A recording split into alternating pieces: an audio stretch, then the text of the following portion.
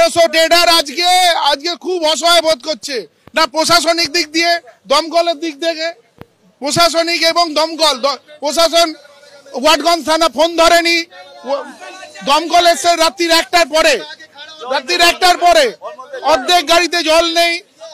আমরা গঙ্গা জোয়ার ছিল, পাম্প লাগিয়ে জল তুলতে বললাম, পাম্পে তেল নেই, অজুহাত দেখালো, পাম্প লাগিয়েছে তেল নেই, তারপর তেল আনতে দৌড়েছে।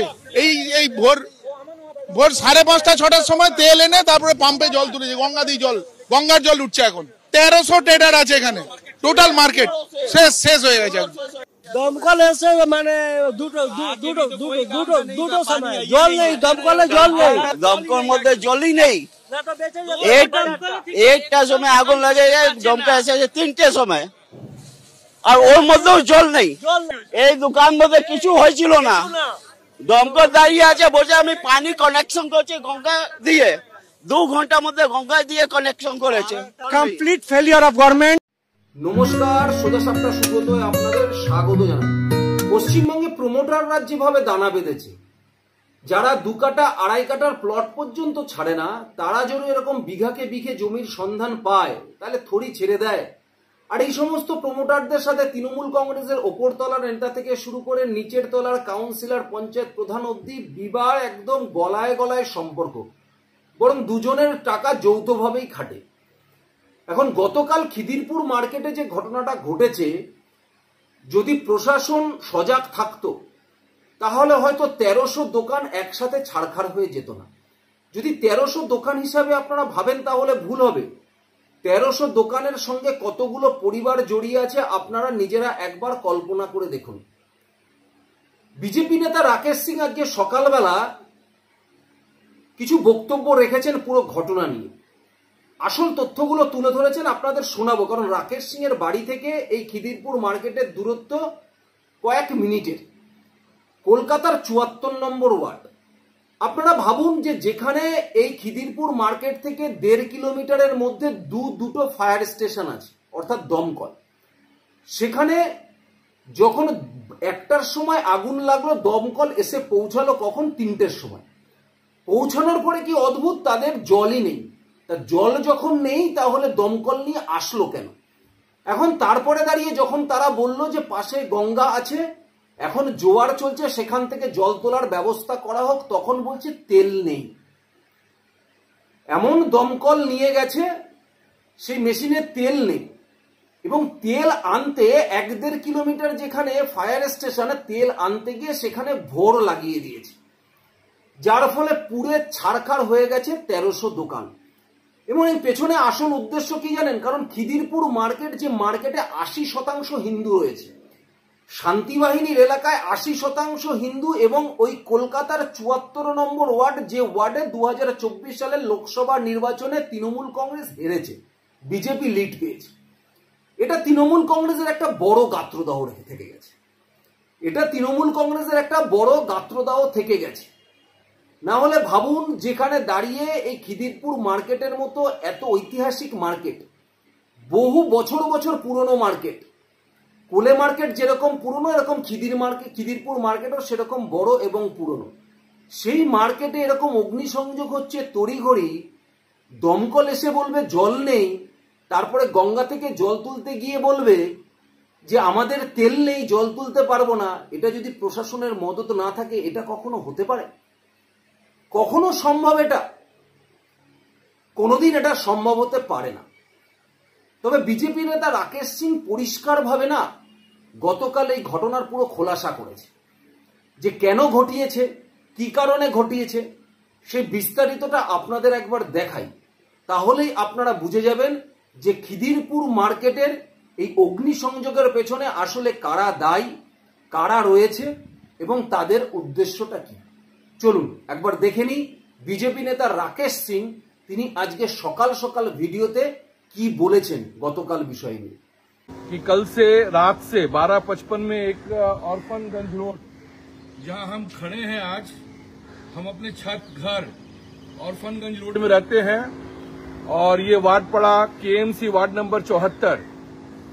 और ये आपको बताना जरूरी है कि 74 नंबर वार्ड जहां हम रहते हैं, कल रात को भीषण आग लगा है 12:55 पर खिदिरपुर मार्केट, देखिए यहां से दिखाई दे रहा है आपको धुआं। अभी भी 8 बज रहा है, 8 बज रहा है, सुबह 8 साढ़े 8 बज रहा है और अभी तक आग जले जा रहा है। तो इसका कारण आपको समझाना चाह रहे हैं अपने फेसबुक के माध्यम से कि ये एक बहुत बड़ा साजिश हुआ है हमारे मार्केट व्यवसायियों के साथ में। 1300 करीब 1300 दुकान जल के सबका खाक, माल संपत्ति सब खत्म, सब रास्ते पर आ गए। उसमें ज्यादातर बंगाली परिवार हैं, ज्यादातर बंगाली परिवार हैं। अब ये आग का साजिश के पीछे कौन है? तो ये कॉरपोरेशन और प्रशासन है। आपको बताना इसलिए जरूरी है कि इस संपत्ति के ऊपर में सरकार बेचने के लिए बहुत जोर तोड़ से लगा हुआ है। ये 35 बीघा ऑर्फनगंज रोड एक बार 2007 में वाम फ्रंट सरकार, रज्जाक मुल्ला उस वक्त भूमि राजस्व मंत्री थे, इसको रिलायंस के हाथ में बेच दिए थे और ममता बनर्जी एकमात्र एमपी बच गई थी। हम लोग उनको पूरे दम के साथ सपोर्ट किए थे और हजारों लोग 1 जुलाई 2007 को हम लोग डीएम को घेराव किए थे, रज्जाक मुल्ला का घेराव किए थे, तब ये संपत्ति बचा था। लेकिन 2 साल पहले, आज से 2 साल पहले ये डीएम हम लोगों का पूरा जमीन को डोनेट कर दिया कलकत्ता कॉरपोरेशन को। तब से हम लोगों का भाड़ा लेना बंद हो गया और अब ये 5 बीघा में देखिए पूरा धुआं करके इसको जलाया गया है। इसके बहुत से वजह हैं, राजनीतिक वजह है, भौगोलिक वजह है। तो ये जो वजह है उसमें सबसे बड़ा वजह एक है कि 74 नंबर वार्ड से लोकसभा में माननीय मुख्यमंत्री हारी हैं। एक वो गुस्सा है और यहाँ पर हिंदी भाषा भाषी लोग थोड़ा ज्यादा रहते हैं, दूसरा ये गुस्सा है। तो इस गुस्सा का आज हम लोग इसके पीछे साजिश देख रहे हैं कि कल बॉबी हाकिम साहब आए हैं तो पूछ रहे हैं कि राकेश सिंह कहां पर है। लेकिन हम लोग पूरे मोहल्ला, मेरे समाज, मेरे यहाँ इलाके के लोग परेशान थे। खाली दमकल यहाँ से 1 किलोमीटर 1.5 किलोमीटर में कालीघाट फायर स्टेशन है, 1.5 किलोमीटर में हाई रोड के पास में फायर स्टेशन है। लेकिन 3 बजे 3:30 बजे 2-3 दमकल आया, उसमें भी पानी नहीं है। ये हम नहीं बोल रहे हैं, ये आप इलाका के किसी भी लोग से पूछिए।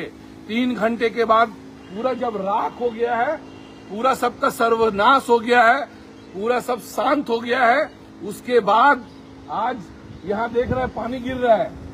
इस पानी से, नदी के पानी से पंपिंग करके पानी को ले जाके बुताया जा रहा है। अभी भी 8 घंटा में 5 बीघा का ये मार्केट 100 साल पुराना मार्केट, कोले मार्केट, कॉलेज स्ट्रीट मार्केट, और ये मार्केट कलकत्ता का सबसे पुराना मार्केट है।